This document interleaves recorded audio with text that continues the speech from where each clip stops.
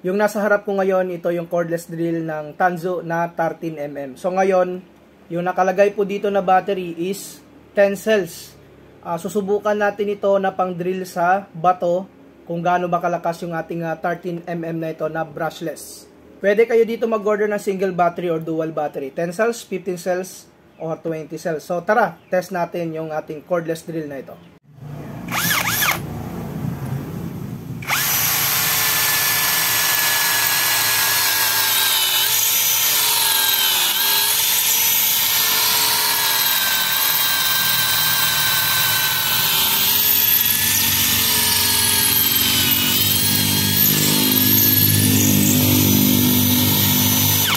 Subukan natin yung hammer.